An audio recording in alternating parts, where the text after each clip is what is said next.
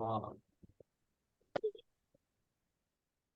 सबका स्वागत करते हुए और यह याद दिलाते हुए कि आज विश्व मानसिक स्वास्थ्य दिवस है। ये संयोग है कि हम लोग आज काउंसलिंग और हीलिंग पर हम नरेश बलूनी भैया जी से बात सुनने वाले हैं। कई सूचनाएं हमको मिलने वाली हैं जो हमारे लिए उपयोगी होंगी। खासकर मैं शुरुआती कुछ मिनटों में कुछ लोग जो नए जुड़ते हैं उनके लिए हमेशा कि ये शाम के सेशन का प्रयोजन क्या है। तो ये मनोविज्ञान लेखक समूह है जिसमें कंटेम्प्रेरी साइकोलॉजी और जो भारतीय परंपरा से साइकोलॉजी के ऊपर बातें आई हैं उसके मद्देनजर जो मानव संचेतनावादी मनोविज्ञान बाबा जी ने दिया हम लोगों को, वो किस तरह से उनके अनुत्तरित प्रश्नों को या वो जहाँ ठिठक गया है वहां से रास्ता कैसे निकलता है, इस बात को देखने के लिए। क्योंकि जो अपेक्षित था मनोविज्ञान अध्ययन से वो समाज में नहीं दिख रहा। मानव अपनी मानवीयता की तरफ नहीं बढ़ रहा। तो ये चिंता, और इस चिंता के साथ जो है जो निष्ठान्वित हैं वो इस समूह को आगे बढ़ा रहे हैं, या आदरणीय योगेश भैया जी और भी बाकी प्रबोधक। तो उनका ये शुरुआती जो उन्होंने कहा कि ये उच्च शिक्षा में जाएगा, युवाओं में जाएगा और मानसिकता पर काम होगा, तो समाज की मानसिकता धीरे धीरे धरातल पर दिखेगी। और जो अपेक्षा हम सबकी है एक अभय समाज की, एक मानवीय परंपरा की, उस तरफ हम आगे बढ़ पाएंगे। तो मैक्सिमम ये बच्चों और युवाओं में जाए, साथ ही उनके जो कैरियर का प्रश्न है वो भी हल हो। ऐसे में मनोविज्ञान लेखक समूह इस साल अप्रैल से बना है और उस क्रम में तीसरी संगोष्ठी हो गई है बुल्ढाना में, और चौथा वो दिसंबर में होने वाला है। हम लोग वहाँ एकत्रित भी होने वाले हैं। और इस बार भारतीय परंपरा में कैसे मनोविज्ञान का क्या हस्तक्षेप रहा है, क्या उनसे हमें उपलब्धि मिली है, क्या दर्शन मिला है वहाँ, उस पर चर्चा होगी, उस पर प्रस्तुतियाँ होंगी, उस पर अपने अपने लेखन प्रस्तुत होंगे। तो ये पृष्ठभूमि के साथ मैं आदरणीय शालिनी दीदी जी को निमंत्रित करता हूँ कि आज के प्रस्तोता आदरणीय नरेश बलूनी भैया जी, जो कि साइकोलॉजी में और सुसाइड प्रिवेंशन टीम में एनजीओ में काम कर चुके हैं, का लंबा अनुभव रखते हैं, कैसे हम गहरे अध्ययन में जुड़ पाए शोध के माध्यम से।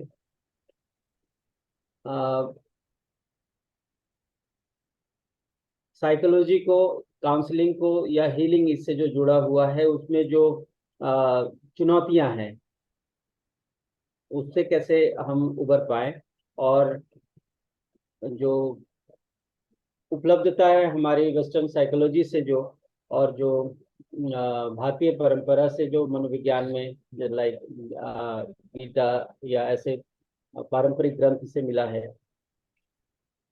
उसकी क्या भूमिका हो सकती है और काउंसलिंग में ये कितना हमारे लिए उपयोगी है, आदि मुद्दों पर हम इनसे पूरी बात जानेंगे। साथ ही उन्होंने कुछ हमारे लिए प्रस्तुति के लिए जरूर सोच रखा होगा जो हमारे लेखन में सहयोगी होगा। तो शालिनी दीदी, आप भैया का एक बार फिर से परिचय कराते हुए आज के सत्र को शुरू करें।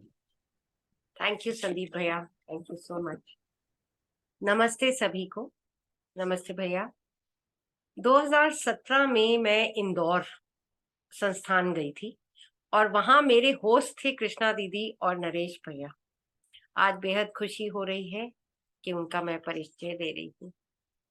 2001-2 में जॉब करते समय भैया का एक ऐसी संस्था से जुड़ना हुआ जो सुसाइड प्रिवेंशन के लिए काम करती। वहां से भैया को साइकोलॉजी और उसके पीछे की साइंस को पढ़ने में रुचि बनी। 2016 में मध्यस्थ दर्शन से जुड़ना हुआ और वहां उसके बाद कुछ प्रश्नों के उत्तर मिले जो एकदम कंप्लीट उत्तर थे। तो वहां से इनका मन और जुड़ने लगा कि इसको और गहरा इसका अध्ययन किया जाए। हायर एजुकेशन में गैप्स दिख ही रहे थे और ये इनको पकड़ में आ गया था। तो लगा कि एक इंसान का आज की दौर में एक स्टैंडर्ड आचरण दिखाई नहीं पड़ता, तो कैसे एक आम आदमी को मन का विज्ञान ये भी कोई चीज होती है इसकी समझ में आए, ताकि उसके जीने में भी ये चीज बन पाए। और इसके जीने में जब आएगी तो कहीं हम सोच सकते हैं कि अपराध विहीन समाज हो तैयार और ग्लोबल वार्मिंग में कुछ समाधान मिले। तो ये जो दो चीजों के ऊपर मेजर हम फोकस है, ये इस अध्ययन की, और आदमी को आम बंदे को समझ आए, आम इंसान को समझ में आए कि व्हाट इज मनोविज्ञान और फिर उसके जीने में कैसे बन पाए, इसके लिए इनका काफी शोध है। और उसी सिलसिले में ये हायर एजुकेशन के लिए कंटेंट लिखने के लिए काम कर रहे हैं, उसके प्रयास में लगे हैं, अध्ययन और कंटेंट राइटिंग के लिए, और मध्यस्थ दर्शन का अध्ययन कर रहे हैं। तो आइए भैया अपना एक्सपीरियंस शेयर कीजिए। जो आपका टॉपिक है, आपको 18 साल इस सब्जेक्ट के ऊपर काम करते हो गए हैं, ये एक्सपीरियंस आप इस टॉपिक के जरिए हमारे साथ रखेंगे, काउंसलिंग एंड हीलिंग। तो अपनी बात रखें भैया। Thank you. जी दीदी, नमस्ते सभी को। परिचय तो दीदी लोग ने दे दिया। कुछ लोग अगर वीडियो ऑन कर देंगे तो मुझे भी लगेगा अटेंटिव है। तो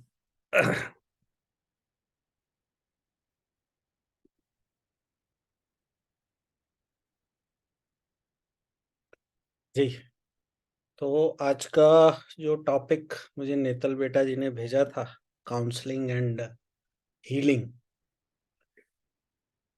तो हालांकि हमने पहले 2 सेशन किए हैं, उसमें काउंसलिंग साइकोलॉजी पे काफी सारा बात हो गई थी हमारी, और उसमें काउंसलिंग की जो टेक्निक्स हैं, है ना, और काउंसलिंग के टेक्निक्स के साथ काउंसलिंग टूल्स पे हमारी काफ़ी 2 सेशन में चर्चा हो चुकी।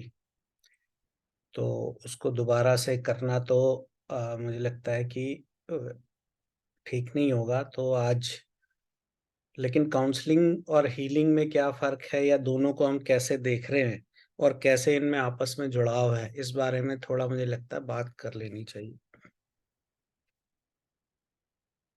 और टेक्निक्स और टूल्स पे अभी आज नहीं जाएंगे, क्योंकि उस बारे में हम लोग बात कर चुके। तो फोकस यही रहेगा कि थोड़ी सी बात काउंसलिंग के बारे में कर ले और थोड़ा हीलिंग के बारे में बात कर ले। सो काउंसलिंग को अगर देखें तो basically it's a talk therapy, है ना। जब दो या दो से अधिक लोगों को कोई समस्या है और उस बारे में कुछ बात कर रहे हैं उसका सोल्यूशन पाने के लिए, तो वो इंडिविजुअल के साथ भी हो सकती है, कपल्स के साथ भी होती है, फैमिली के साथ भी होती है, ग्रुप काउंसलिंग भी होती है ना। इसी के हिसाब से करियर काउंसलिंग भी एक भाग है, वेलनेस या वेलबीइंग एक काउंसलिंग का पार्ट है। कई सारी इसमें टेक्निक्स हैं। बेसिकली पर्पस काउंसलिंग का है कि जो कोई आदमी प्रॉब्लम में है, या कोई भी जो व्यक्ति है जो समस्या के साथ जूझ रहा है, जिसको कोई समस्या है, उस समस्या को समझ के और उसकी हेल्प की जा सके उसको रिजॉल्व करने के लिए, या अगर रिजोल्यूशन नहीं है अभी तो कोई ऑल्टरनेट डेवलप करने के लिए जो बातचीत है उसको हम काउंसलिंग कह रहे हैं। और इसमें एक और ये भी समझना की जरूरत है कि काउंसलिंग कोई है तो वैसे डे टू डे चीजों का हिस्सा, क्योंकि कई बार दिन में हम कई चीजों में निर्णय लेने में कभी कंफ्यूज हो जाते हैं और कई बार नहीं ले पाते हैं, कई बार हमको डिसाइड करने में कुछ चीज़ मुश्किल होती है। तो एज एन इंडिविजुअल हमेशा हमें इन सब चीज़ों की ज़रूरत पड़ती है। हम चाहते ही हैं कि हम किसी से परामर्श कर लें, कहीं से हमें कुछ एक्सपीरियंस या कुछ कुछ फीडबैक मिल जाए या कोई मैकेनिज्म मिल जाए जिससे हम किसी डिसीजन पे पहुंच सकें। कोई कुछ कह रहा है क्या? ओके। तो लेकिन जो एक्चुअल काउंसलिंग की हम बात कर रहे हैं, जब हम किसी प्रॉब्लम को सॉल्व करने की दिशा में काम कर रहे हैं, उस समय की जो काउंसलिंग है वो ऐसा माना जाना चाहिए कि वो डिफिकल्ट सिचुएशन में ही रिक्वायर्ड होती है। मोस्टली जो काउंसलिंग के टूल्स भी हैं वो भी डिफिकल्ट सिचुएशंस के लिए ज़्यादा बने हुए हैं। Normal day to day working में शायद इतना ज़्यादा हमको ज़रूरत नहीं पड़ती। जैसे हम आपस में बात कर रहे हैं, अगर कोई प्रॉब्लम नहीं है या किसी समस्या के बारे में बात नहीं कर रहे हैं, तो उतना काउंसलिंग की हमको आवश्यकता नहीं है।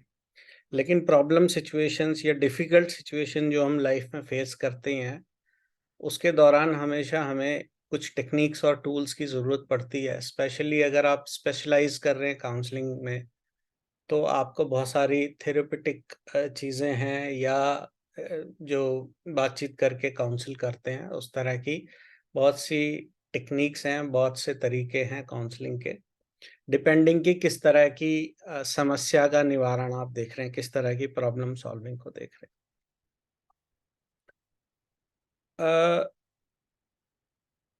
अगर देखें ओवरऑल स्टेप्स को काउंसलिंग के, तो उसको मोटा मोटी हमको 3 स्टेप्स में लेना चाहिए।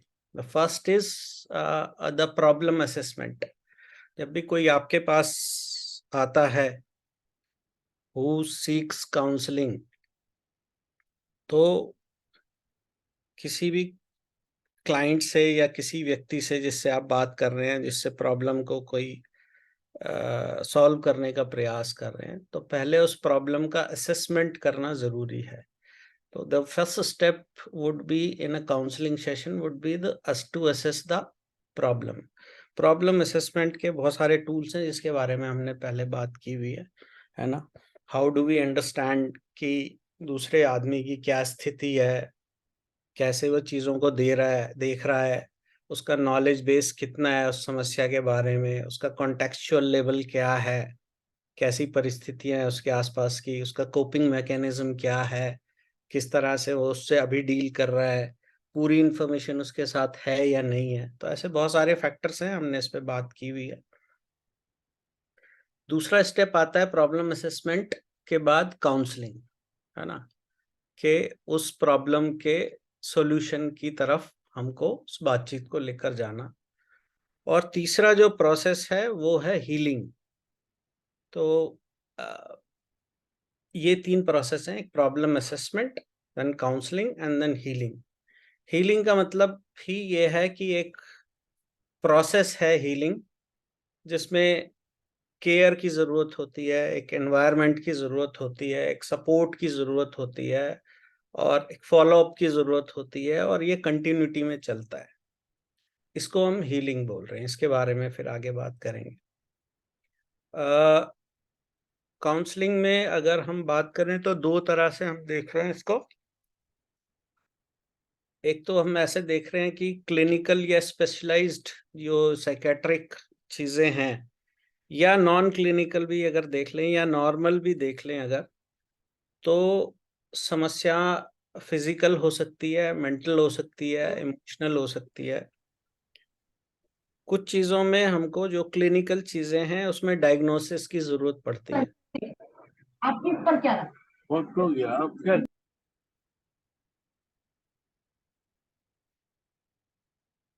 तो डायग्नोसिस मतलब जहाँ कोई क्लिनिकल चीज़ है जिसमें हमको डायग्नोसिस की ज़रूरत पड़ती है, और उसमें हमें सब्जेक्ट एक्सपर्ट की ज़रूरत पड़ती है। जैसे मान लीजिए खांसी जुकाम है तो किसी डॉक्टर के पास जाना पड़ेगा, या हार्ट में कोई प्रॉब्लम है तो हार्ट के डॉक्टर के पास जाना पड़ेगा, है ना। फिर उसका डायग्नोसिस के बाद उसका ट्रीटमेंट है।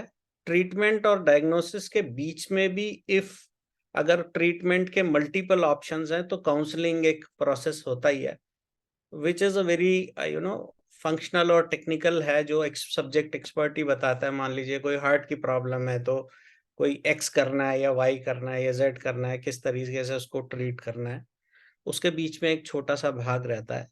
बट नॉर्मली डायग्नोसिस, ट्रीटमेंट और ट्रीटमेंट के बाद फिर हीलिंग, तो आप देखें तो नॉर्मली काउंसलिंग और स्पेशलाइज काउंसलिंग दोनों में एक प्रोसेस कॉमन है जो हीलिंग है। तो जब आप डॉक्टर के पास जाते हैं और किसी चीज़ का ट्रीटमेंट करते हैं तो उसके बाद ट्रीटमेंट के बाद भी आपको केयर चाहिए होती है, फॉलोअप चाहिए होता है, सपोर्ट चाहिए होता है, एक पर्टिकुलर एनवायरनमेंट चाहिए होता है जिसमें आप हील होते हैं। और काउंसलिंग सेशंस के साथ भी ऐसा होता है कि एक कंटिन्यूटी, सपोर्ट, केयर, एनवायरनमेंट, ये सब की आवश्यकता पड़ती है।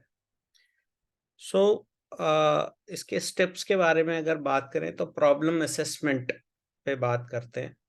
तो प्रॉब्लम असेसमेंट जो फर्स्ट स्टेप है इसका, कि हम प्रॉब्लम को अंडरस्टैंड कैसे करें जब 1-to-1 काउंसलिंग की बात हो।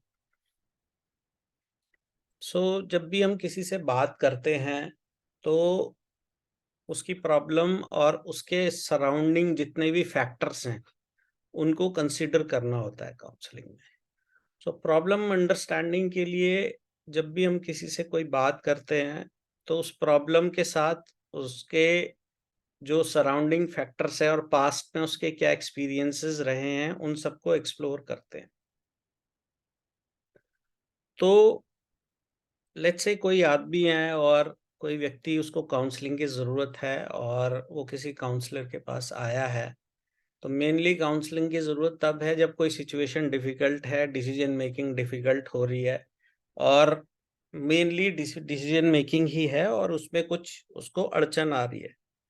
तो जब भी हम कोई निर्णय ले रहे हैं तो अगर आप ओवरऑल पर्सपेक्टिव में देखेंगे तो वर्तमान में कोई विचार चल रहा है हमारे मन में, कोई थॉट्स हैं। वो थॉट्स इस अर्थ में है कि हमको कोई डिसीजन लेना है, निर्णय लेना है। निर्णय क्या लेना है? किसी क्रिया के लिए निर्णय लेना है, कुछ करने के लिए कुछ हमको डिसीजन लेना है। तो किसी थॉट के बेस में थॉट चल रही है डिसीजन के लिए, डिसीजन चल रहा है किसी एक्शन के लिए, है ना। और एक्शन के बेस में देखेंगे तो कोई हमने कुछ करने का मैकेनिज्म कुछ सोच रखा है, कुछ चित्रण कोई बना के देख रखा है, कुछ विजुअलाइज किया हुआ है कि कोई काम करना है। और जब हम कोई काम करते हैं तो उसमें 3 फैक्टर्स हैं बेसिकली, कि या तो वो काम हम पास्ट में कर चुके हैं, है ना, या हमने पहले कभी नहीं किया है और पास्ट में किया है तो उसके उसके 2 इफेक्ट्स हमारे साथ रहते हैं कि अगर हमने कोई काम कोई एग्जीक्यूट किया है, कोई एक्शन, तो या तो उसका एक्सपीरियंस हमारे साथ बैड जुड़ा हुआ है या गुड जुड़ा हुआ है ना। तो हमने कोई कोई भी एक्शन किया, लेट्स से मैं कोई प्रॉब्लम फेस कर रहा हूँ और उसको पास्ट में कुछ एक्सपीरियंस कर चुका हूँ जिसमें मेरा एक्सपीरियंस सही भी था या गलत भी था, या ऐसा भी हो सकता है कि वो पास्ट में मैंने कभी किया ही नहीं, I am facing the situation for the very first time. तो ये 3 सिचुएशंस मोटा मोटी हमको फोकस करनी है प्रॉब्लम असेसमेंट के लिए। सो अगर हम सिचुएशन 1 लें कि पास्ट में हमने कोई वो काम किया है जिसके बारे में आज निर्णय लेना है एंड मेरा पास्ट का उसका एक्सपीरियंस जो है वो अच्छा रहा है ना। तो आज जब मैं उस काम को दोबारा करूंगा तो मैं उस एक्सपीरियंस को या तो बेटर करना चाहता हूँ और अच्छा हो पहले से, है ना, या एटलीस्ट उसको मेंटेन करना चाहता हूँ। दूसरे केस में हो सकता है कि मेरा एक्सपीरियंस पास्ट में उस काम को करने का खराब रहा, है ना। तो अगर वो खराब रहा है तो मैं उसको रिपीट नहीं करना चाहता। ये बेसिक थॉट प्रोसेस है। तो अगर आप देखेंगे एक्सपीरियंस अच्छा रहा या खराब रहा, फोकस जब थॉट का पास्ट हो जाता है ना, तो हमेशा कुछ ना कुछ या तो डर रहेगा या एप्रीहेंशन रहेगा। तीसरी सिचुएशन में ऐसा हो सकता है कि मैंने वो सिचुएशन कभी फेस ही नहीं की है और मैं उस एक्शन को करने जा रहा हूँ या कोई वो काम करने जा रहा हूँ। उस केस में जब मेरा फोकस थॉट का रहता है वो हमेशा रिजल्ट पे रहता है कि मैं ये काम करने जा रहा हूँ, पहले कभी किया नहीं है, तो I don't have any experience whether bad और good, then this is the first time, so how will I do it, how will I perform it, है ना। तो परफॉर्मेंस का जो अनसर्टेनिटी है रिजल्ट की, वो एक फ्यूचर का परेशानी मेरे को रहती है। सो अगर आप देखेंगे तो तीन डोमेन में या तो पास्ट का कुछ एक्सपीरियंस है, उस वजह से मैं ट्रबल्ड हूं, या फ्यूचर की अनसर्टेनिटी से ट्रबल्ड हूं।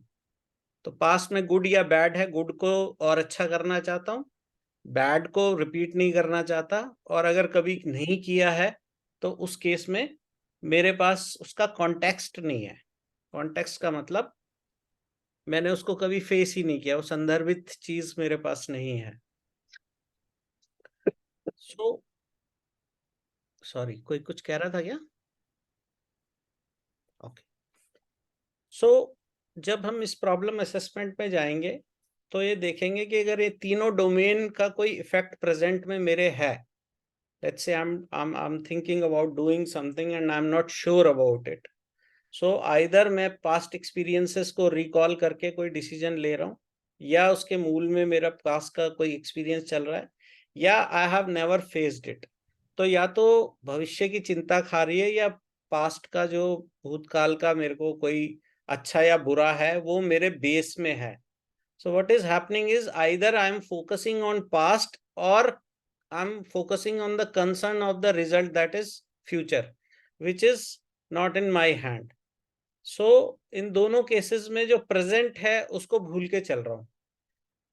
तो प्रॉब्लम असेसमेंट में अगर आप देखेंगे तो तीन फैक्टर फिर से आपको दिखाई देंगे कि प्रेजेंट में अगर कोई फोकस नहीं कर पा रहा है और उसके मूल में पुराने उनकी एक्सपीरियंसेस चल रहे हैं, तो प्रेजेंट में अनसर्टेन सिचुएशन को हैंडल करने के लिए उसको क्या मैकेनिज्म चाहिए, या पास्ट में अगर एक्सपीरियंस सही रहा तो उसने क्या क्या चीजें अच्छी की होंगी, और खराब रहा तो क्या नहीं कर पाएगा। Which are the factors which would have affected his experience, है ना।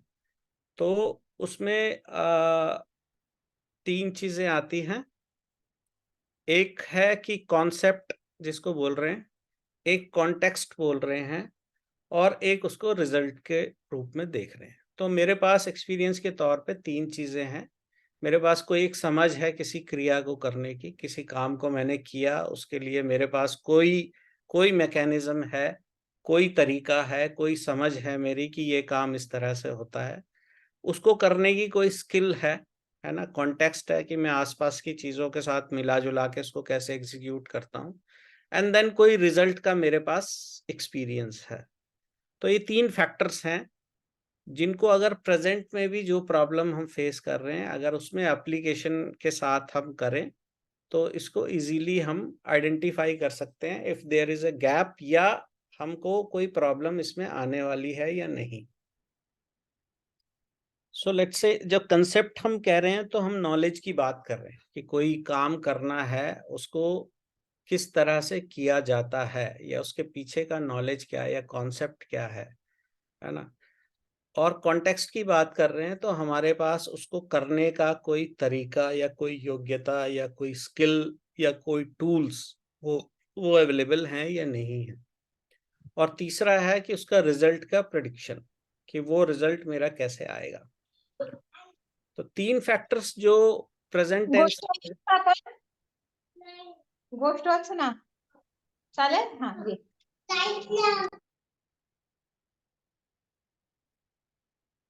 तो तीन फैक्टर्स अगर देखें तो कहीं भी अगर आपको किसी चीज के एग्जीक्यूशन में कोई गैप देखना है, if you want to find a gap, तो gap could be a reason of either you do not have the infrastructure or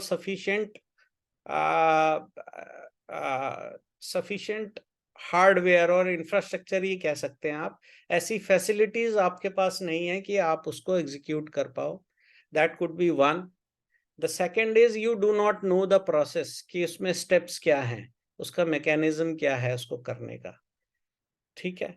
तीसरा जो फैक्टर है कि आपके पास नॉलेज और स्किल में कोई गैप है, कोई काम है आपको ना उसको उसकी समझ है ना उसको करने के स्किल है। तो आइदर थ्री ऑफ दीज, तो या तो इंफ्रास्ट्रक्चर नहीं है, लेट्स से मैं कोई आपके साथ बात करना चाहता हूं और मेरे पास इंटरनेट कनेक्शन नहीं है, या मेरे पास ठीक क्वालिटी का मोबाइल नहीं है, या मेरे पास जूम का ऐप नहीं है ना, या मेरा कनेक्शन बार बार कट जाता है। तो this is something which is related to infrastructure. इस वजह से भी मेरे परफॉर्मेंस में गैप आ सकता है। Second is I do not know how to operate Zoom, I do not know कि किस तरह से किस तरह से जूम को ऑपरेट किया जाता है, आई डू नॉट नो मुझे किस तरह से बात करनी चाहिए, है ना। तो मेरे में वो डिलीवरी की वो चीज़ नहीं है, प्रोसेस नहीं मुझे पता है कि किसी चीज़ को स्टार्ट कैसे करना है, ख़त्म कैसे करना है, क्या चीज़ मुझे बात करनी है, क्या नहीं करनी। तो ये पूरे एक प्रोसेस का हिस्सा है। तो मुझे वो सब नहीं पता है, प्रोसेसेस उसको ऑपरेट करने के, या इस टॉक को एक सिस्टमैटिक तरीके से करने का। तो वो एक प्रोसेस गैप है। तो मेरे पास इंफ्रास्ट्रक्चर एक भाग है, प्रोसेस दूसरा भाग है। तीसरा, मुझे सब्जेक्ट की नॉलेज ही नहीं है, मैंने कभी डिलीवर ही नहीं किया, मुझे नहीं पता साइकोलॉजी क्या होती है, मुझे नहीं पता काउंसलिंग क्या होती है, मुझे नहीं पता हीलिंग क्या होती है ना। और मुझे बात करने का भी तरीका नहीं है। तो ये गैप है कि मेरे पास कॉन्सेप्ट भी नहीं है और कॉन्टेक्स्ट भी नहीं है, तो मैंने कभी किया भी नहीं है, तो मुझे पता भी नहीं रिजल्ट कैसे आएगा, है ना। और मेरे पास ना उसका नॉलेज है, ना उसको डिलीवर करने की स्किल है। लेट्स से कोई फर्स्ट टाइम मुझे बोले कि मुझे कुछ नहीं आता और साइकोलॉजी पे कुछ आप लेक्चर दो, तो मैं कैसा फील कर रहा हूँ कि मैंने कभी कुछ बोला नहीं है ना, ना मुझे उस सब्जेक्ट का नॉलेज है। तो मेरे को ये एक परफॉर्मेंस गैप का हिस्सा है। So one is the infrastructure, second is the processes and systems, third is your knowledge and your skill to deliver it.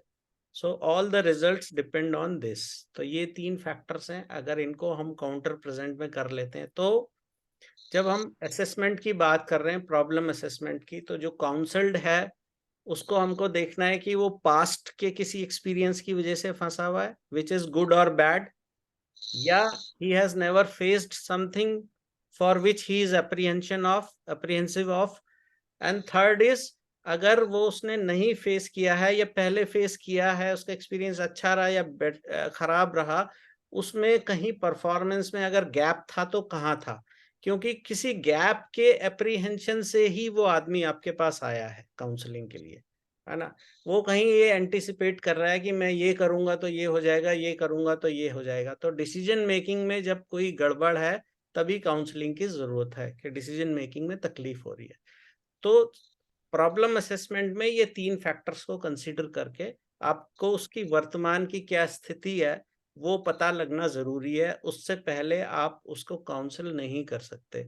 Unless you identify the gap, you will not be able to counsel somebody, right. तो ये एक भाग था कि अगर किसी ने कोई चीज कभी फेस नहीं की है तो उससे कैसे बात की जाए और प्रॉब्लम को कैसे आइडेंटिफाई किया जाए, और अगर वो पास्ट की किसी एक्सपीरियंस की वजह से अप्रीहेंसिव है तो पास्ट में क्या गैप्स थे वो भी इसी पैरामीटर के अंदर होंगे कि पास्ट में जो काम किया था तब उसके पास अगर परफॉर्मेंस गैप हुआ तो क्या इंफ्रास्ट्रक्चर की वजह से था, क्या सिस्टम ओरिएंटेशन की वजह से था, या उसको नॉलेज नहीं थी, या उसके पास स्किल नहीं थी। इन 3 के बेसिकली एक एक इंफ्रास्ट्रक्चर है, एक सिस्टम्स है और एक ह्यूमन वेयर है जिसमें कि नॉलेज और स्किल दोनों भाग आता है, मानव से जुड़ा हुआ है। तो ये 3 डोमेन में अगर कहीं गैप था तभी पास्ट के किसी एक्सपीरियंस का इफेक्ट उसके साथ चल रहा है। ठीक है, तो ये वाली बात हो गई प्रॉब्लम असेसमेंट की। दूसरी बात जो काउंसलिंग की थी और काउंसलिंग टेक्निक्स की थी, वो हम पिछली बार 2 सेशंस में काफ़ी डिटेल से कर चुके। मुझे लगता है उसके बारे में बहुत बात करने की आवश्यकता है नहीं, है ना। तो हम सीधा सीधा भी हीलिंग पे आ जाते हैं कि हीलिंग क्या चीज़ है जो कि काउंसलिंग से जुड़ी हुई है, उसका क्या मैकेनिज्म है ना, और हीलिंग को हम कैसे देख रहे हैं। तो लेट्स से हीलिंग की हम देखें तो जैसे बच्चों को कभी, जैसे मुझे याद है बच्चों को कभी चोट लग जाती थी, या कोई गिर गए, फिसल गए, कोई छिल विल गया, है ना, तो उसको तुरंत उसकी मम्मी या हम भी कभी अपने बच्चों को उठा के तुरंत उस जगह पे फूंक मारते थे और फिर सहलाते थे। तो चोट कोई इतनी बड़ी नहीं है ना, वो फिजिकल कोई हर्ट है छोटा सा, तो बच्चे को थोड़ा देर वो रोता है, उसको गले से लगाते हैं, थोड़ा थपकी वपकी देते हैं, है ना, और उसको बोलते हैं कुछ नहीं हुआ, कुछ नहीं हुआ, ठीक है, सब ठीक है, थोड़ा सा ही है, कोई ज्यादा नहीं है, ठीक हो जाएगा।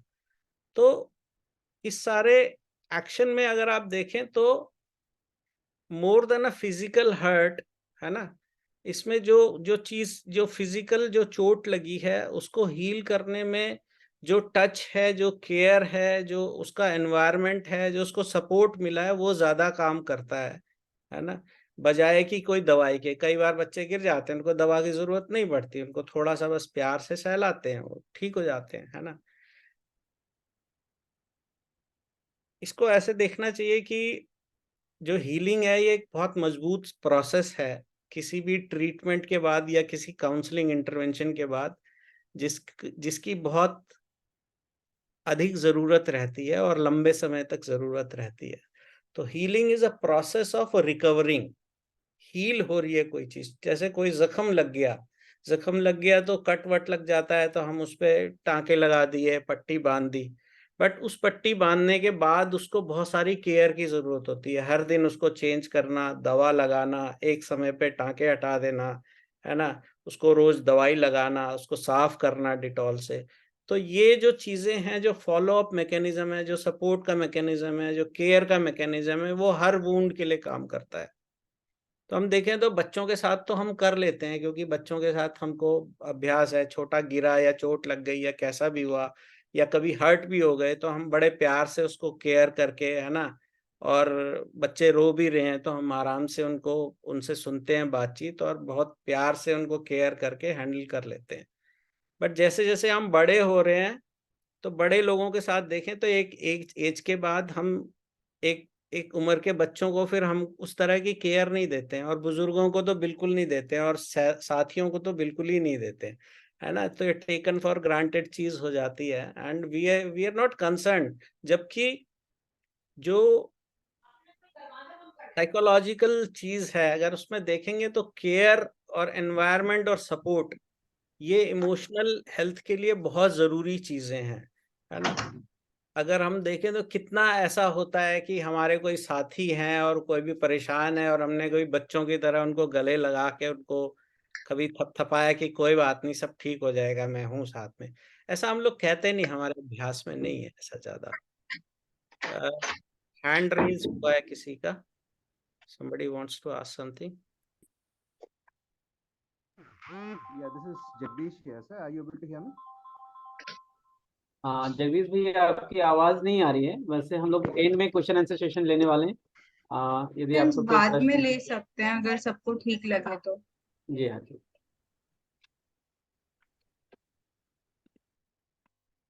ठीक है सर, थैंक यू। जी, अगर अभी की बातचीत से रिलेटेड कुछ है तो अभी रख सकते हैं, नहीं तो बाद में हम 10-15 मिनट होंगे हमारे पास। आप फिजिकल की बात कर रहे थे, मैं एंजाइटी और फियर की बात कर रहा था, शायद वो आप कवर करेंगे। जी जी जी, करेंगे, उस पर बात कर रहे हैं। सो हीलिंग जो है वो एक प्रोसेस है, चाहे वो फिजिकल कोई हो, या कोई इमोशनल या मेंटल कोई ट्रॉमा हो, या कोई इमोशनल प्रॉब्लम हो।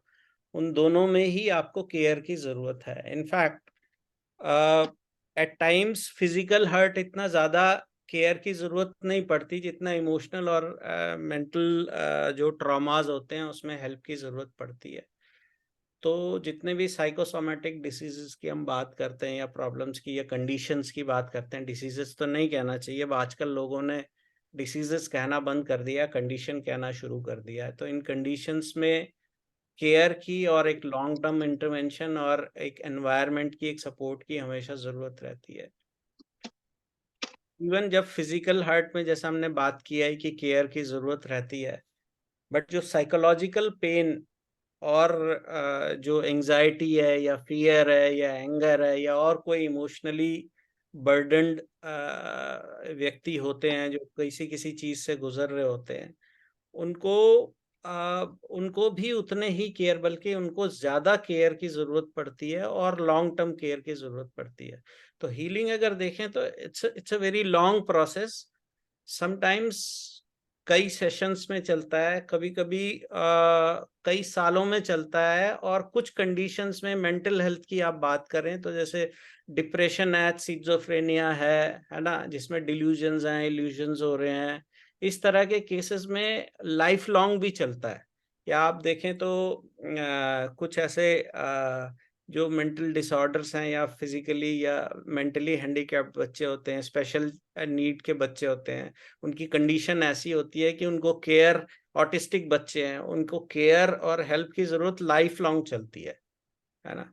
तो ये जो हीलिंग का प्रोसेस है, ये एक बहुत लॉन्ग टर्म प्रोसेस है। At times it is very short, at times it is long, at times it is very long, at times it is life long. तो ऐसे चलता है। और अगर हम दर्शन की पर्सपेक्टिव में देखें तो हीलिंग एक ऐसी चीज है जिसका इमोशनल और फिजिकल दोनों चीजों से रिलेशन है। तो जब हमें कोई जख्म भी हो जाता है तब भी हमको इमोशनल सपोर्ट की भी उतनी जरूरत है जितनी की फिजिकल सपोर्ट की जरूरत है। तो दवा जितना काम करती है उतना ही केयर भी काम करती है ना। तो ट्रीटमेंट में भी और साइकोलॉजिकल पेन्स में भी, या जितने भी नेगेटिव इमोशंस की हम बात करें, फियर है, एंगर है, एंग्जाइटी है, डिप्रेशन है ना, इन सब चीज, नर्वसनेस है, लोनलीनेस है, वर्थीलेसनेस है, वर्थलेसनेस है, हेल्पलेसनेस है, इन सब चीजों की, इन सब फीलिंग्स के साथ जो हीलिंग का मैकेनिज्म है वो लंबे समय तक चलता ही है और ज्यादा केयर की जरूरत हमको पड़ती है। और इसमें मन और शरीर दोनों के साथ जुड़ा हुआ भाग है, तो दोनों पे काम करना पड़ता है। फिजिकल पेन में एक फिजिकल ट्रीटमेंट दे दिया, उसके बाद उसकी पोस्ट ट्रीटमेंट कोई हीलिंग का है, वो टाइम फ्रेम सेट रहता है कि इतने समय पे आप रिकवर हो जाओगे, उसके बाद नॉर्मल लाइफ जी सकते हो। बट इमोशनल या साइकोलॉजिकल पेन्स जो होते हैं या ट्रॉमास जो होते हैं, वो एक लंबे समय के और लंबी कंडीशनिंग से आए हुए और लंबे पुराने एक्सपीरियंसेस से, बचपन के एक्सपीरियंस भी वो आप कैरी करते होते हैं और आपको पता नहीं लगता कि आप इसको कब से कैरी कर रहे हैं, है ना। तो वो उनको एक लंबा समय निकलता है, अनरिवील होने में भी, निकलने में भी लंबा समय निकलता है, सपोर्ट भी लंबा लगता है और ठीक होने में भी समय लंबा लगता है। तो वो हीलिंग बहुत लंबा चलता है और उसमें इमोशनल सपोर्ट जो है वो उसमें प्राइमरीली है ना। तो हीलिंग को अगर देखें तो एक, यू कैन से कि it's a kind of repair work, है ना। कुछ नुकसान हो गया, अब उसमें रिपेयरिंग चल रही है और रिपेयरिंग को लंबा समय लगता है, खासकर जो साइकोलॉजिकल रिपेयरिंग है उसमें एक लंबा समय लगता है। इसको हमको ऐसा भी देखना चाहिए कि हमको एज इंडिविजुअल्स जीवन में हमेशा आप देखेंगे कि आपको भी, मुझे भी, और जब तक हमारे पास किसी चीज का कोई सॉल्यूशन नहीं है या इस चीज को करने का एक्सपीरियंस नहीं है, वो डिसीजन मेकिंग में वो जो स्टेट ऑफ एम्बिवलेंस है उसमें हमेशा हमें काउंसलिंग की जरूरत पड़ती है, हीलिंग की जरूरत पड़ती है। कभी कभी हम भी कोई बहुत सारे बैगेजेस को लेके चल रहे होते हैं पुराने, और वो इंटरवीन हो भी जाता है, बट उसको सेटल होने में एक लंबा समय लगता है। तो ये एक हीलिंग प्रोसेस है जिसमें एक कोपिंग मैकेनिज्म को डेवलप होना बहुत ज़रूरी भाग है कि आपकी कितनी ताकत है उसको झेलने की। आपके आसपास सपोर्ट सिस्टम क्या है, जिसमें फैमिली है, फ्रेंड्स हैं, समाज में लोग हैं। तो ऐसे बहुत सारे सपोर्ट सिस्टम्स हैं जो कि हील होने में मदद करते हैं। क्लासिकल एग्जांपल है लॉस का। किसी घर में जैसे मौत हो जाती है ना, या कोई आपकी चीज आपसे अलग हो गई, यू लॉस समबडी और समथिंग, तो एक आप ग्रीफ साइकिल में चलते हैं, एक प्रोसेस है, लंबा चलता है वो। उस समय पर कितना आपको हेल्प की जरूरत होती है कि आप बार बार उसको रिकॉल करें, बार बार उस पेन से गुजरें, उस पेन को अनलीश करें, कहीं निकालें और धीरे धीरे नॉर्मलाइज हो। तो एक सिस्टम है, एक शॉक लगना है, फिर उसके बाद उसका रियलाइजेशन होना है, डिप्रेशन में जाना है, एक्सेप्टेंस होनी है और फिर नॉर्मल लाइफ में जाना है ना। तो शॉक, डिनायल, एंगर, ये सारे एक फीलिंग्स हैं जो एक लॉस के उसमें क्लासिकल एग्जाम्पल में चलते हैं और लंबा समय चलते हैं। 9 महीने से 1 साल के बीच में कहते हैं कि ग्रीफ साइकिल पूरा चलती है, और कई बार कुछ लोग फंस जाते हैं ग्रीफ साइकिल्स में, तो कई सालों तक भी चलती है। और हमने ऐसे भी लोगों को देखा है जो किसी एक, लेट्स से हस्बैंड वाइफ हैं, किसी एक पार्टनर का देहांत हो गया और दूसरा उस ग्रीफ साइकिल में अटक गया, और वो सारी जिंदगी उसमें फंसा ही रहता है। उसको लगता है कि अब उसके बिना मेरा कुछ नहीं चल रहा है, एंड वो उसको फिर पूरा लाइफ लॉन्ग उस केयर की जरूरत पड़ती है, उस सपोर्ट की जरूरत पड़ती है। तो ये जो इमोशनल सपोर्ट्स हैं या इमोशनल वेलबींग है, या इमोशनली कैसे हम सेंसिटिव हो जाएं, दूसरों की चीज को पहचान पाएं और उनको उस तरह का सपोर्ट जैसा रिक्वायर्ड है, केयर रिक्वायर्ड है, जैसा एनवायरनमेंट रिक्वायर्ड है, वो अनुकूल क्रिएट कर सके ताकि हीलिंग में मदद हो सके। वो एक शोध का भी विषय है। इस पे स्ट्रक्चर्ड काम बहुत सारा वेस्टर्न ने किया ही है ना। हिंदुस्तानी परिप्रेक्ष्य में आपको बहुत नहीं मिलेगा, सिर्फ सामाजिक व्यवस्था में इस चीज की बातचीत है कि समाज इस तरह से गठित है कि क्लोज नेट फैमिलीज हैं, एक्सटेंडेड फैमिलीज हैं, साथ में रह रही हैं, तो वहाँ हीलिंग मैकेनिज्म बहुत स्ट्रांग रहता है, बहुत बड़ा मतलब बड़ा इजी हो जाता है। जैसे हमारे कुछ रिचुअल्स हैं, कोई घर में मौत हो गई तो लोग आते जाते रहते हैं बार बार, है ना, उस चीज को रिकॉल करना होता है, बोलना होता है, तो पेन बार बार निकलता रहता है। या लेट्स से कोई जो मर्द लोग हैं वो उसके बाल वाल काट देते हैं, तो kind of a social this thing, है ना। तो आप जब भी कोई बाहर जाएगा तो उसको पहचान में आ जाएगा इसके घर कुछ ऐसा हो गया, तो पूछते हैं क्या हुआ, then he has to narrate it, तो इसका मतलब उस पेन से दोबारा गुजरना पड़ेगा। तो जितना ज्यादा पेन को शेयर करते हैं उतना ज्यादा वो रिलीव होते जाते हैं। तो इस तरह के मैकेनिज्म रिचुअल्स में भी बने हैं, और स्ट्रॉन्ग फैमिली बॉन्ड्स की वजह से बहुत ज्यादा स्ट्रक्चरिंग की इसको जरूरत नहीं पड़ी इंडियन कॉन्टेक्स्ट में, अगर इसको देखें तो। वेस्टर्न में क्योंकि अकेलापन है ना, लोनलीनेस का बहुत बड़ा भाग है, इसलिए ऐसे स्पेशलाइज्ड केयर गिवर्स की, काउंसलर्स की, है ना, इमोशनल सपोर्ट वाले लोगों की आवश्यकता हमेशा वहां पर रहती है, क्योंकि फैमिली सपोर्ट बहुत कम रहता है, और छोटी छोटी फैमिलीज हैं, एक्सटेंडेड फैमिलीज बहुत कम मिलती हैं। तो इसलिए उनकी जरूरत पड़ी, तो उन्होंने बहुत सारा काम इसमें वेस्टर्न लोगों ने स्ट्रक्चरिंग की, उसके टूल्स बनाए, मैकेनिज्म बनाए, पहचानने की कोशिश की। इंडियन कॉन्टेक्स्ट में क्योंकि फैमिली में सेटल हो जाता था और बड़ी बड़ी फैमिलीज होती थी, तो इसलिए कोई बहुत ज्यादा स्ट्रक्चरिंग इंडियन उसमें पर्सपेक्टिव में इसमें नहीं मिलेंगी।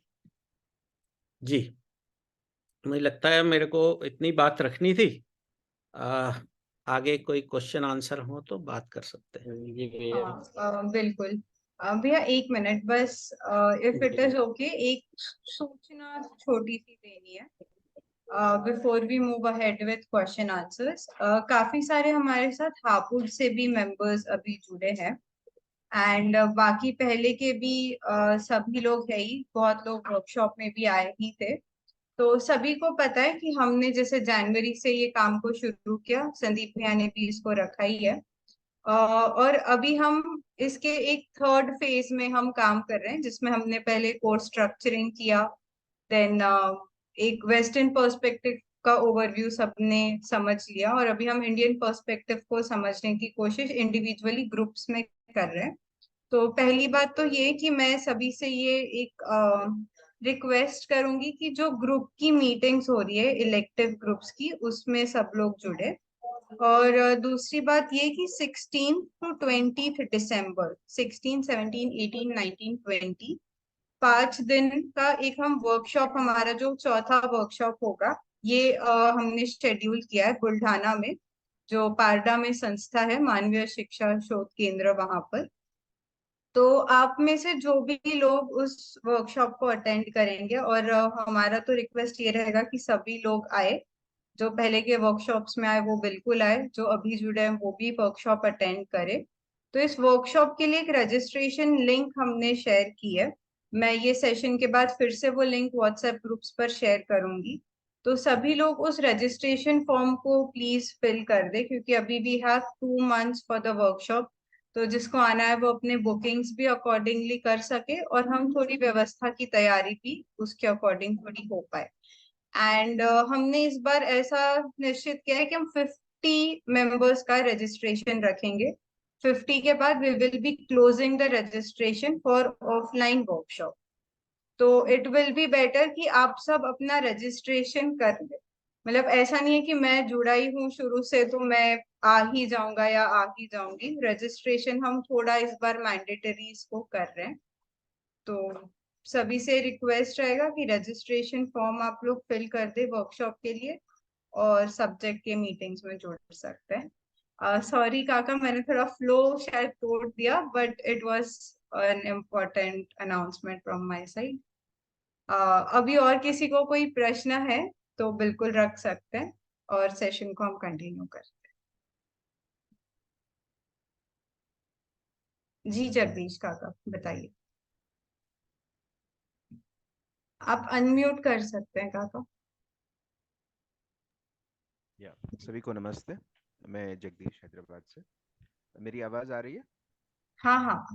हाँ, तो पहली बार मैं पहला मीटिंग है मेरा ये अटेंड करना, तो मुझे ज़्यादा जानकारी नहीं है। जो होता है आपने तो पहला ही हिंट दे दिया, शायद मैं उसको फॉलो करूंगा जो आपसे बात करने के बाद, क्योंकि मैं जानता भी नहीं हूँ कि ऐसा कुछ होता है। तो मैं अचोटी में फरवरी में किया था, शिविर किया था, उसके बाद में अध्ययन बिंदु किया था, बाद से मैं नागपुर गया था, उधर से मैं जुड़ा हुआ हूँ। मुझे थोड़ा पता है कि यहाँ हर तरफ से काम हो रही है, लेकिन किस तरफ में जाऊँ वो मेरा मुश्किलात बढ़ाते जा रहा है। तो मेरा ये छोटा इंट्रोडक्शन है। और ऊपर से मैं एमएससी साइकोलॉजी कर रहा हूँ, तो मेरी ये जो सब्जेक्ट है बहुत इंटरेस्टिंग सब्जेक्ट है। लेकिन मुझे ये लास्ट सब्जेक्ट है, इसीलिए मेरे को वो वहाँ तक कैसे जाना है मुझे पता नहीं था। अननोइंगली और something like that, I came into this group and I'm feeling very happy about it, because the question was that more about the emotional aspect which it was rated. So मुझे थोड़ा बहुत जानकारी जाननी थी कि जो sessions हुए थे उसके बारे में जानकारी ले लूँ, उसके बाद में क्वेश्चन पूछूं, ऐसा मेरा मन लगा है। क्योंकि मैं ये जो चुपली बात हो जाएगी वापस अगर मैं कुछ ऐसा पूछूं जो पहले से हो, क्योंकि यहाँ बहुत लोग जुड़े हुए हैं, तो वो मेरा लगा था। और दूसरा ये डिमार्केशन पहले ही किया गया है, जिसके बारे में मैं बात करने की कोशिश कर रहा था कि वेस्टर्न लोग, क्योंकि मैं साइकोलॉजी वेस्टर्न का ही पढ़ रहा हूँ, लेकिन मुझे पता है कि अध्ययन में भी एक सब्जेक्ट है। तो उसके बारे में मेरा एक ही क्वेश्चन है, ये जो केयरिंग की बात कर रहे हैं, इनको कैसे तैयार कर रहे हैं काउंसलर्स के बतौर, एक क्वेश्चन। और वो काउंसलर्स कहाँ तक, कब तक, कैसे जुड़ेंगे, इतना ही मेरा क्वेश्चन है। थैंक यू क्वेश्चन आया नरेश जी या फिर से जगदीश में आपका आवाज नहीं नेतल, आ पा अगर रहा है। आपको समझ में आया तो आप रिपीट कर दोगे जरा? मुझे कोई समझ नहीं आया, कुछ कुछ नहीं, बीच में मैं कट। फिर से रख देता हूँ। हाँ, मैं फिर से रख देता हूँ। पहला तो वेस्टर्न और इंडियन कॉन्टेक्स्ट में साइकोलॉजी काउंसलिंग अलग है। तो ये कहाँ तक हमें रिसर्च किया गया है अध्ययन के द्वारा, जो बाबा नागराज जी के द्वारा, वो मेरा पहला क्वेश्चन है। दूसरा क्वेश्चन, जो हीलिंग के कॉन्टेक्स्ट में जो वो काउंसलर्स बनाते हैं या बनाए हैं आप लोगों ने, वो कब तक जुड़ेंगे और कैसे जुड़ेंगे? तैयारी की बात एक है और काउंसलिंग की, हीलिंग की बात दूसरी है। जिनकी भी जरूरत होती है, हम ऐसे एक प्रोजेक्ट उठाते हैं जिनको हील करने की बात करते हैं, या एक ऐसी ही बताने वाली बात है, फिर बाद में होगा कि कैसे होगा क्या होगा वो अलग बात है। नहीं तो ये खाली टीचिंग तक ही परमित है, मतलब ये शिक्षा में कैसे लेके जाएं वहीं तक परमित है, या हीलिंग में वो जो इमोशनल सपोर्ट देते हुए लोगों को सपोर्ट करते रहेंगे, इमोशनल कांटेक्ट के जैसे काउंसलिंग करते रहेंगे, उसका भी कुछ कार्यक्रम है क्या? इतना ही मेरा क्वेश्चन है।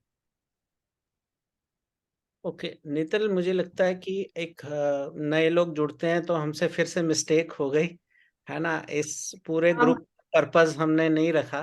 तो एक बार आप रख दो, है ना, तो उनको क्लियर हो जाएगा, है ना। शुरू में वैसे भैया ने एक ब्रीफ में तो रखा ही था स्ट्रक्चर। जगदीश भाई, इसके लिए मैं अभी तो दो ही बातें बोलना चाहूंगी। पहला तो ये कि फिलहाल हम जो कर रहे हैं, जो काम हमने शुरू किया है, ये हम clearly western perspective, Indian perspective और दर्शन में क्या बोला गया है इसको पढ़कर समझ रहे हैं। कोई कंपैरिजन अभी कर नहीं रहे। और इंडियन पर्सपेक्टिव की अगर बात करें तो बहुत एक्सप्लिसिटली किसी बुक में इसका रेफरेंस है, ऐसा हमारे ध्यान में तो अभी तक नहीं आया। तो ये केवल एक प्रयास के रूप में है अभी कि हम इंडियन पर्सपेक्टिव को या इंडियन फिलोसॉफी में एक्चुअली काउंसलिंग के बारे में बात, तो उसको हम कैसे ढूंढ पाए, not just counselling psychology but even other subjects, इसको हम कैसे ट्रेस कर पाए कि इसमें काउंसलिंग वाले मुद्दे या साइकोलॉजी वाले मुद्दे क्या है, उसको हम ढूंढ के पढ़ के उसको ढूंढ रहे हैं। ये पहली चीज का मैं ये आंसर रख पाऊंगी।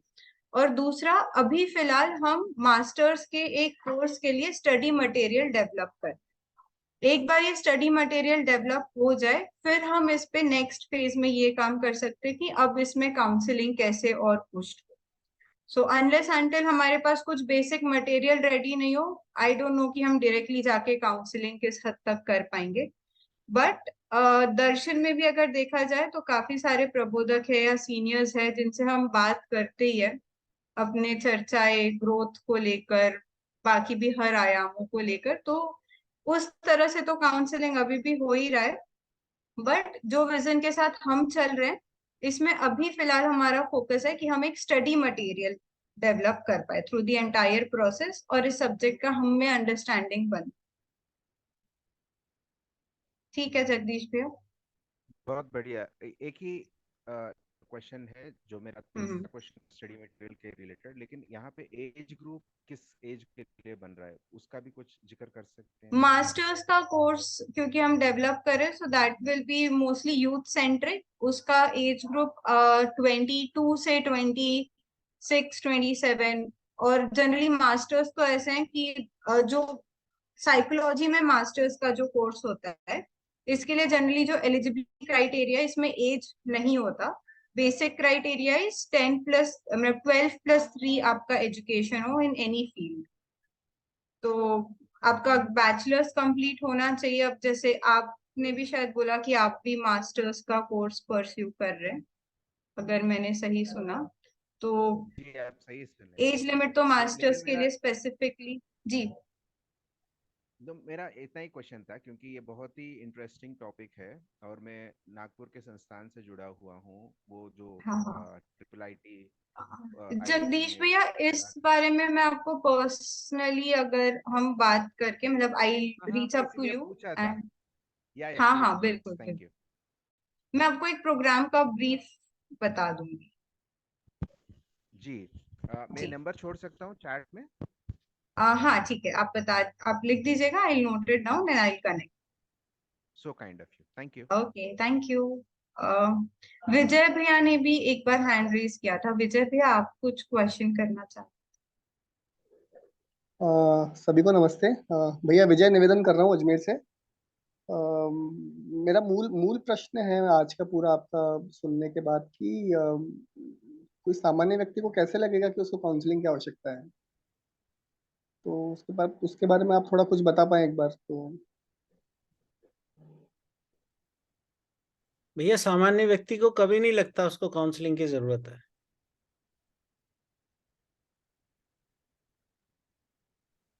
अच्छा नहीं मतलब हमारे कार्य व्यवहार में या हमारे आचरण में कुछ ऐसा सो कहे ना इंडिकेशन है ना, तो उस तरीके से भी मतलब यदि आवश्यकता है सभी को तो उसको उसकी आवश्यकता महसूस कैसे हो। भैया मैं यही कह रहा हूँ कि एज ए नॉर्मल पर्सन जैसे हम्म मैं हूँ, मुझे अब काउंसलिंग सीखते सीखते समझते समझते करते करते कई साल बाद पता चला कि मुझे भी कई जगह पे जरूरत पड़ती है, अभी भी पड़ती है ना। और मैं आई सीक इट, मैं लोगों से पूछता हूँ, है ना, कि इसको कैसे किया जाए। और हम्म कुछ भी मुद्दे हो सकते हैं, है ना। लेकिन ये अब हम नॉर्मली अगर ऐसे कहें कि मुझे काउंसलिंग की जरूरत है, तो ये बड़ा एक टैबू सी बात हो जाती है। लोग समझते हैं कि पता नहीं इसको साइकोलॉजिकल कोई प्रॉब्लम है या क्या है, एक बड़ा टैबू बना हुआ है ये, है ना। इसको अच्छे से नहीं देखा जाता समाज में। जबकि अगर देखें तो काउंसलिंग, हम we are seeking counselling every moment. जब भी हम कहीं डाउट में हैं तो हमें काउंसलिंग की जरूरत है। और हम अपने परिवारों में, मित्रों में, फैमिली में, है ना, एक्सटेंडेड फैमिली में, अपने काम के क्षेत्र में, हर जगह हम वी आर सीकिंग एडवाइजेस। तो whenever we are seeking advice, that is we need counselling. Simple. कि कोई काम कैसे करना है, या करना है या नहीं करना है, या करूं तो कैसे करूं, ये करेंगे तो कैसे होगा, इसके लिए क्या चीज की जरूरत है, क्या स्किल्स की जरूरत है, क्या टूल्स की जरूरत है, क्या नॉलेज की जरूरत है, क्या कॉन्टेक्चुअल अरेंजमेंट्स हैं, उसको कैसे देखा जाए, इसको कैसे वेरीफाई। तो हर जगह हमें जरूरत है काउंसलिंग की। इट्स ओनली दैट कि जब मैं एक्सेप्ट करता हूँ कि मुझे जरूरत है, तभी मैं आगे का रास्ता खोल सकता हूँ। बट उसको काउंसलिंग ना कह के हम वैसे ही परामर्श कह देते हैं, या बोल देते हैं बातचीत है भाई, कोई एडवाइस चाहिए हमको। एक्चुअली हो तो काउंसलिंग ही रही है। ठीक भैया, थैंक यू।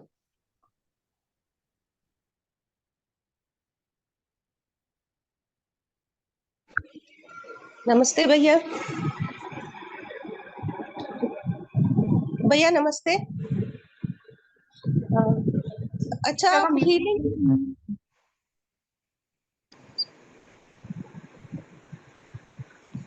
सुन पा रहे हो? जी जी मासी, आ रही है आपको? हाँ, अभी हीलिंग की बात करते हो, और कई सालों से एक फैमिली से एक इंसान किसी डायग्नोसिस को लेके काउंसलिंग करता ही जाता है, मगर थ्रू आउट ये लगता है कि जो इमीडिएट फैमिली मेंबर्स है उनमें ज्यादा जख्म है, जबकि जिसको डायग्नोस किया है वो फिर भी मैनेज कर रहा है। मतलब साथ के लोग बहुत ज्यादा, उनको ज्यादा हीलिंग की जरूरत है, मगर वो समझते नहीं है। तो इस चीज को कैसे हैंडल करें?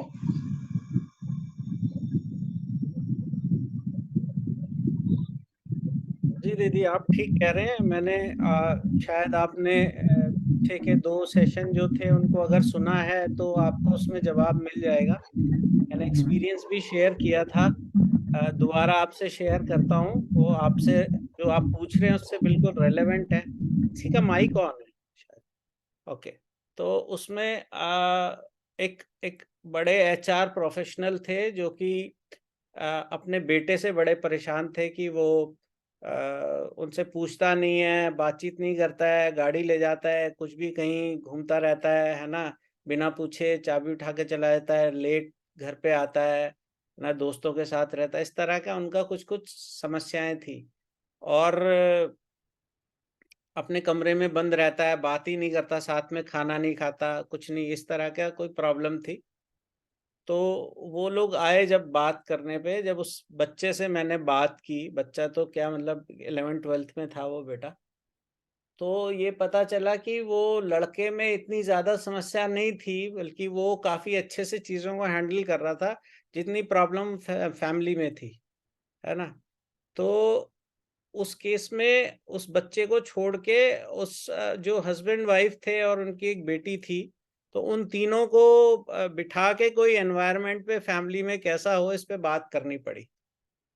तो एक्चुअली जो आप कह रही हैं ये बात ठीक है कि हमको लगता है कि किसी व्यक्ति से परिवार में प्रॉब्लम हो रही है, लेकिन उस परिवार से उस व्यक्ति में कोई प्रॉब्लम हुई है, या कोई चीज ट्रिगर हुई है, या कोई चीज उस परिवार के किसी एनवायरनमेंट से कुछ उसमें इनकलकेट हो गया है, जिसको वो अब रिफ्लेक्ट कर रहा है रिएक्शन के थ्रू, तो उसको नहीं समझते हैं, तो हमको प्रॉब्लम वहीं पे दिखती है, जड़ नहीं दिख पाती है।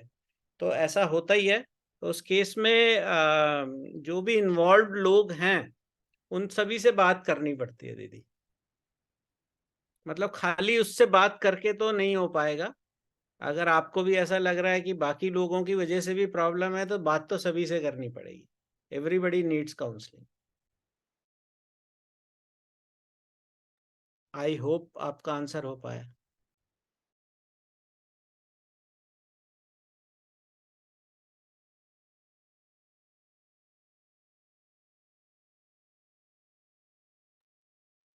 आप स्पेसिफिक सिचुएशन अगर शेयर करना चाहें तो कर सकते हैं, if you don't have any problem.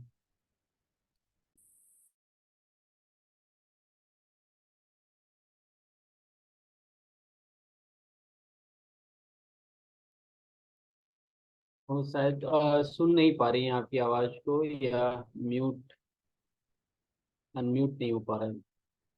तो भैया और किसी का प्रश्न हो तो वो रख सकते हैं बीच में।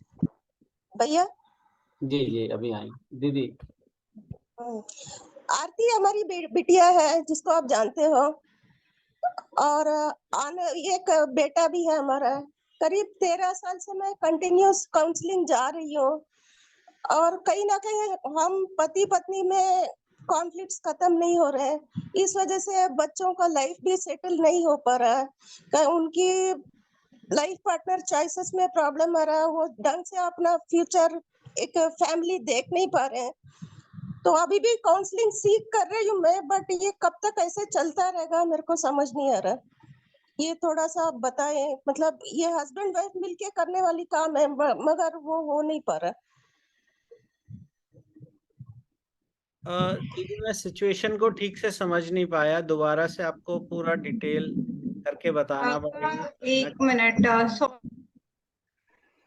इफ इट इज ओके हम लोग इसको 1-on-1 रख। इसको 1-on-1 भी कर सकते हैं, आप उनको जो है ना नंबर दे दीजिएगा तो मैं हाँ बात। बिल्कुल, मैं नंबर शेयर करती हूँ, बिकॉज फिर वो इट हाँ लीड्स, लंबा हो जाएगा, लंबा हो जाएगा, और हाँ इसमें कुछ समय का भी होगा फिर उस तरह से। तो हाँ एकेडमिकली अगर किसी के कुछ हाँ क्वेश्चन हाँ। कॉन्सेप्ट को अच्छा लेके, तो it okay is okay better कि, समय भी हो गया है, 7:08 हो गए, आप नंबर ले लीजिए, मेरे से पर्सनली बात कर लीजिएगा। यस ठीक। यस बिल्कुल ठीक। और किसी के कोई कॉन्सेप्ट को लेके क्वेश्चन हो जिसके बारे में आज हमने चर्चा की, जैसे हीलिंग को लेके, या जैसे काका ने बोला कि पास्ट के कुछ इश्यूज है, या फ्यूचर की जो हमारी अनसर्टेनिटीज होती है उसको लेके कुछ अगर डिसरप्शंस है, तो अबाउट दिस और एनीथिंग अदर देन दैट अगर कुछ है तो हम बात कर सकते हैं। जी गीता मासी बताइए। Thank you. नमस्ते नरेश भैया जी। मुझे ये पूछना है कि आप कौन सी हीलिंग फॉलो करते हैं? मतलब जैसे आप हीलिंग कह रहे हैं तो उसमें आप क्या करते हैं, कन्वर्सेशन या you have some specific tools? दीदी हीलिंग तो एक इंटरवेंशन या ट्रीटमेंट के बाद का प्रोसेस है, उसको मैं कोई एक फॉलो करता हूँ ऐसा नहीं है। हीलिंग तो सभी के लिए होती है, कोई भी मतलब जो साइकोलॉजिकल इंटरवेंशन हो या कोई फिजिकल ट्रीटमेंट हो उसके बाद हीलिंग की जरूरत पड़ती है। तो चाहे जख्म हो फिजिकल या इमोशनल हो, दोनों में एक लंबे समय तक केयर और सपोर्ट की जरूरत पड़ती है। तो नहीं मुझे वो नहीं तो पता उसका कोई स्पेसिफिक कोई आप मतलब मैं क्वेश्चन को समझा जैसे कि नहीं हीलिंग। नहीं जैसे हीलिंग एक होता है ना, जैसे मैं अपना बताती हूँ पर्सनली व्हाट आई फील कि कन्वर्सेशन जो है उससे भी हीलिंग होती है। जैसे सपोज कोई प्रॉब्लम हुई, आपने कहा अरे दीदी आप बिल्कुल चिंता ना करें सब ठीक हो जाएगा, मैं तो मुझे लगता है कि ये भी बहुत बड़ी हीलिंग है। पर आजकल जैसे मैं देखती हूँ एंजल हीलिंग और ये टैरो हीलिंग और ये हीलिंग, तो ये मैं जानना चाहती हूँ कि आप कौन सी फॉलो करते हैं, ये मैं जानना चाहती ये दीदी टैरो एंजल ये सब तो मैं नहीं जानता हूँ, ये हूँ। सब अच्छा। मेरा कोई बिल्कुल एक्सपोजर नहीं है, ना मेरा कोई एक्सपीरियंस है इसमें। हाँ अच्छा। लेकिन जो बातचीत के थ्रू वन ऑन वन हाँ और लोगों से जो बातचीत होती है, हाँ। बातचीत में कैसे बात की जाए इसके टूल्स एंड टेक्निक्स पे हमारे हम्म, पहले 2 वीडियो बने हुए, आई होप आपने देखे नहीं, होंगे। मैंने अटेंड किए थे आपके वो सेशन, हाँ अटेंड तो किए थे, आपने बताया था कि कैसे क्वेश्चन पूछना है, इसको हाँ आप कैसे रखेंगे, वो मैंने किए थे अटेंड। टूल्स एंड क्योंकि मेरा टेक्निक्स। मानना ये है कि हीलिंग थ्रू कन्वर्सेशन, मतलब मेरा जो मिशन है कि अगर हम बातचीत भी करते हैं और सुन भी लेते हैं तो भी हीलिंग हो जाती है। और अगर हमारा बेस है, आधार हमारा है और मध्यस्थ दर्शन का आधार है, तो मुझे लगता है काफी हीलिंग हो जाती ठीक बात है। है, सहमत हूँ। मैंने अटेंड किए थे आपके, थैंक यू सो मच। सहमत हूँ दीदी, होती है ऐसे।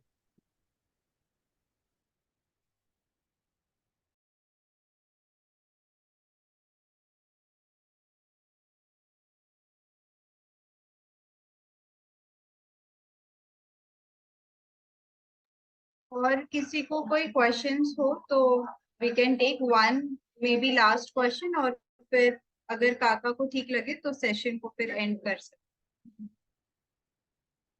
किसी का कोई और क्वेश्चन हो तो एक क्वेश्चन हम और।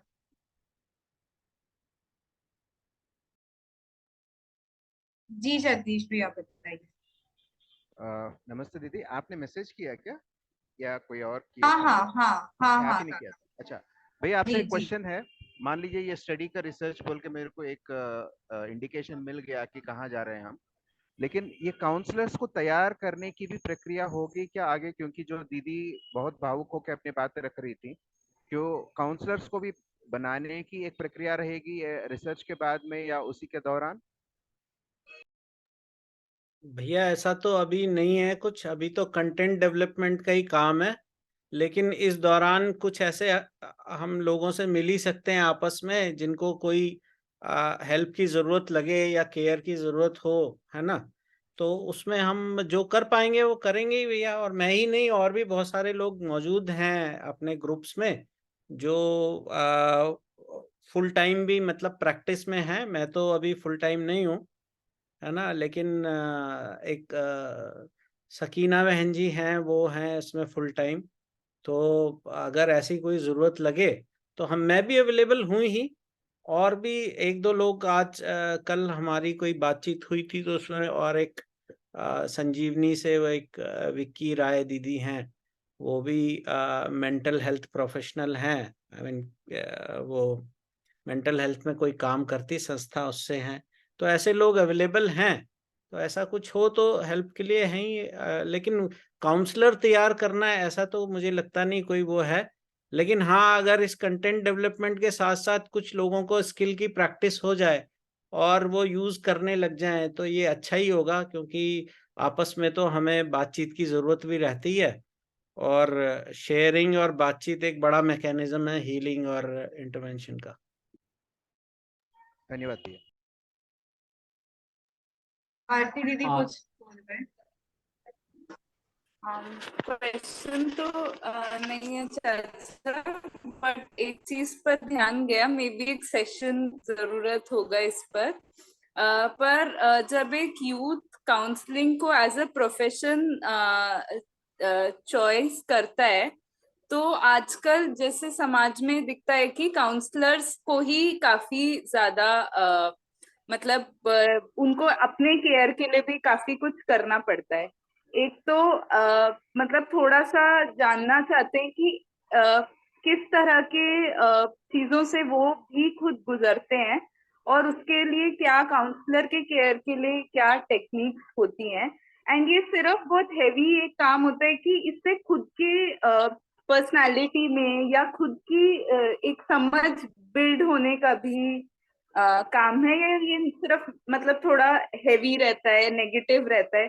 क्योंकि इतना आजकल समाज में देखते हैं तो ऐसा लगता है कि बहुत हैवी काम है। और मैं खुद भी इस जर्नी से गुजरी हूँ कि एज अ साइकोलॉजिस्ट नहीं जाना चाहते क्योंकि ऐसा सब सुन लिया है। तो उसको एक बार मे बी अगर इस सेशन में इतना समय नहीं हो, पर मैं रख देना चाहती थी ताकि हम इसको भी डील करें। ये आपका अच्छा ध्यान गया। इसके कुछ मैकेनिज्म हैं।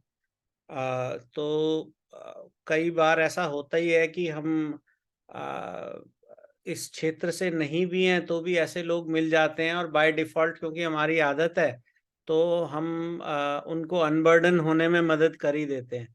तो लोग बाग अपना जितना कुछ है सब निकाल के चले जाते हैं। अब उसको कैसे हैंडल करें, है ना। तो कई बार हैवी भी हो जाता है, क्योंकि वो कितना इमोशनल किसी टर्मोइल से गुजरा है वो सारा आपको ट्रांसफर कर देगा जो उसके पास है। वो तो आपको दे दिया, अब आप क्या करो उसको। तो उसके कुछ टेक्निक्स हैं कि you can write it down जो भी उसको हुआ और फाड़ के फेंक दो। That is one way of unburden yourself. then if you have a mechanism then you can share it without naming people, है ना। क्योंकि कॉन्फिडेंशियलिटी एक बड़ा फैक्टर होती है इसमें। तो इंसिडेंट्स को आप शेयर करके किसी के साथ वहां अनबर्डन हो सकते हो। इसके अलावा वेस्टर्न में एक इन्होंने काफी ध्यान दिया इस पे, क्योंकि ये काफी ज्वलंत एक समय पे हो गया था। तो एक टेक्निक उन्होंने बनाई है एक्सेलरेटेड एक्सपीरियंशियल डायनामिक साइकोथेरेपी, ऐसे करके AEDP। उसमें क्या करते हैं कि उसमें कीन ऑब्जर्वेशन होता है on feelings and body language के अभी जिससे हम बात कर रहे हैं, जब वो किसी इंसिडेंट्स को रिकॉल करता है तो ही और she goes through the same feeling, intensity में भी कम ज्यादा हो बट उस फीलिंग से गुजरता है। तो अगर काउंसलर एक्सपर्ट है उस चीज को समझने में तो वो उसको वापस उस फीलिंग में ले जाता है कि just stop the conversation and you are doing this, आपके हाथ पैर ऐसे चल रहे हैं या इस तरह से आपका फेस बन रहा है या आपकी आवाज में ऐसा दर्द आ गया है, what is it that you are feeling, can you see yourself.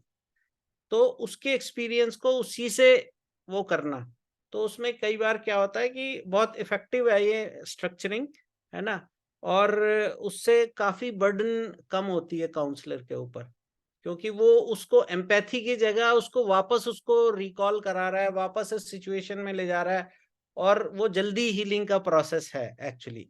तो उससे काफी हेल्प मिली है। तो वेस्टर्न वालों ने इसमें काफी स्ट्रक्चरिंग की है। तो आप पढ़ना चाहो तो AEDP करके है, एक्सेलरेटेड एक्सपीरियंशियल डायनामिक साइकोथेरेपी। तो एक तो ये है कि हम उनसे उनकी बात निकलवाएं, उसको इसको समझें इसी किसी चीज को, और फिर काउंसिल करें और फिर सॉल्यूशन की तरफ ले जाएं।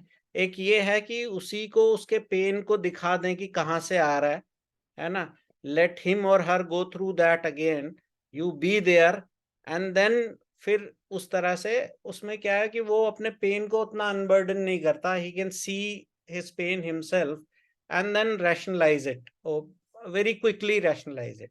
तो हम जब अपने पेन को खुद देखने लगते हैं तो जल्दी रैशनलाइज कर पाते हैं। ये एक स्ट्रक्चरिंग करके उन्होंने मैकेनिज्म डेवलप किया which is good, but otherwise जो लिखने का और दूसरे से शेयर करने का है उससे काफी रिलीव होता है। I hope this answers. इस क्वेश्चन का और एक पार्ट था, आई एम सॉरी मैं थोड़ा समय ले रही हूँ, बट काउंसलिंग से सिर्फ बर्डन होता है या अपनी मतलब कुछ उसका पॉजिटिव भी होता है कि it's only a journey which is heavy and which is tough, जितना जैसा बताया जाता है? Always not always. हम लोगों के पास बहुत सारे ग्रीटिंग्स आते थे, मेल्स आते थे, चिट्ठियां आती थी अननोन, है ना, सिर्फ हमारा नाम लिखा होता था, थैंक यू, तो हमको लगता था हमने किसी की जिंदगी बचा ली है ना। एंड एट टाइम्स मैंने पिछले बार शेयर भी किया था, ये जो काउंसलिंग है ना बड़ा थैंकलेस काम है एक तरह से। कई बार मुझे ऐसा फील हुआ, कई बार बहुत अच्छा भी लगा, क्योंकि इसीलिए मैं पूछ रही थी। हाँ हाँ, कई बार होता है ऐसा कि आप किसी को करते हो, वो सॉल्यूशन भी हो जाता है and they don't even realise कि उनकी कोई हेल्प हो गई है। आपने एग्जाम्पल भी दिया था भैया, वो लेडी का जिन्होंने बाहर में वो डिवोर्स केस था जिसको बाहर बैठा कर, आपने एग्जाम्पल। तो ऐसा कई सारे इंसिडेंसेस हैं, बहुत सारी कहानियां हैं ऐसी, है ना। मेरे साथ भी ऐसा हुआ था कि हम 4 घंटे मैं एक आदमी के साथ बैठा रहा who was very suicidal, and वो आके बातचीत किया, and all of a sudden बातचीत करते करते उसको कुछ क्लिक किया, है ना, कि वो कहाँ पे गलत था और उसको उसका सोल्यूशन मिला। और मतलब ऐसा मैं एज्यूम ही कर रहा हूँ क्योंकि he never turn back, but उसने उसी टाइम उठ के बोला ओ अच्छा ये बात है, ओके थैंक यू, हाथ मिलाया और चला गया। और जब आया था तो जहर की शीशी साथ में लेके आया। so तो तो it's but it is for your own this thing, you know, क्योंकि ये एक चीज है जो कि it not only helps you grow as an individual, but it gets you a very deep level of satisfaction within yourself, है ना। तो ठीक है, मतलब ऐसा लगता है कि अपने लिए भी अपने सेटिस्फेक्शन के लिए अगर वो एम बना के रखेंगे तो, और general day to day life में भी लिसनिंग टू पीपल हेल्प्स, है ना। It creates a stronger bond, it helps you rationalize things, helps you, you know, understand people। और यही सारा काम है, जब आदमी आदमी के साथ डील करेगा तो समझना एक बड़ा काम है। समझने का जी। मतलब ही इतना है कि जो मैं बोल रहा हूँ वो भाव रूप में आप तक ट्रांसफर हो जाए, है ना। उसके लिए अगर हम कुछ टूल्स इस्तेमाल करते हैं और उससे हमारे को हेल्प होती है तो अच्छा ही है। तो भैया बाबा जी को नमन करना चाहता हूँ। और आ, परिचय वाली किताब के आखिरी पैराग्राफ में बाबा जी ने स्वास्थ्य संयम संबंधी प्रश्न का उत्तर देते हुए कहा है कि संयम का मतलब मन से होता है, न्यायपूर्वक होने वाली मानसिकता को संयम कहते हैं, और उसके लिए समझदारी ही एकमात्र दवाई है। तो जिस समझ की बात भैया आप कह रहे थे, तो समझदारी की पढ़ाई हम लोग कर ही रहे हैं। तो मैं समझता हूँ कि 20-22 मिनट हम लोग आगे बढ़ गए हैं, लेकिन एक और सूत्र याद आता है कि क्रिया की अवधि ही काल है। ये क्रिया तभी पूरी होती है जब संवाद पूरा होता, और समय का ब्रैकेट फिर आगे खिंच सकता है इस तरह से। क्या हम लोग अभी क्लोज कर सकते हैं, सवाल और आया, अभी किन्हीं के पास प्रश्न है तो? एक जी। सवाल आया हुआ है इसमें, how does a counselling session, how long a counselling session go? I don't know किसने लिखा है ये। मैंने ही लिखा था नितिन काका, मतलब हाँ। अच्छा, कि ये काउंसलिंग प्रोसेस सेशन कितना time, like how long in the sense duration, is it for few 5 months? Minute भी हो सकता है और लाइफ लॉन्ग भी हो सकता है। Okay. तो 5 मिनट में भी सोल्यूशन मिल सकता है, और पूरी जिंदगी भी चल सकता है, डिपेंडिंग कि किस तरह का इमोशनल टर्मोइल है, किस तरह का ट्रॉमा है, किस तरह की चीज को आप डील कर रहे हैं। तो काफी लंबा भी हो सकता है। किस तरह का जख्म है, कब लगा है, किस एज में लगा है, उससे क्या जी इम्पैक्ट आया है, एक्सपीरियंस क्या है, वो सब फैक्टर्स है।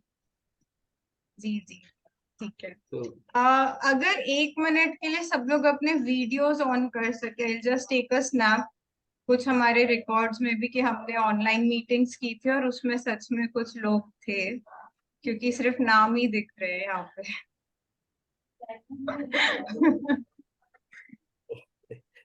ग्रेट, काफी अच्छा लग रहा है।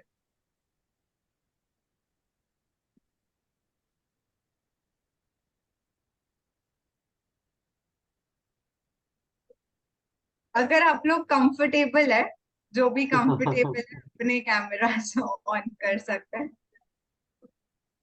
जी,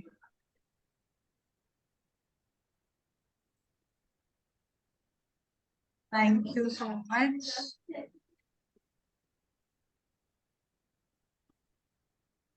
ठीक है, थैंक यू संदीप भैया। ठीक जी हाँ, अब है, हम लोग क्लोज क्लोज कर कर सकते सकते हैं हैं। सेशन। बहुत ठीक बहुत है। धन्यवाद भैया।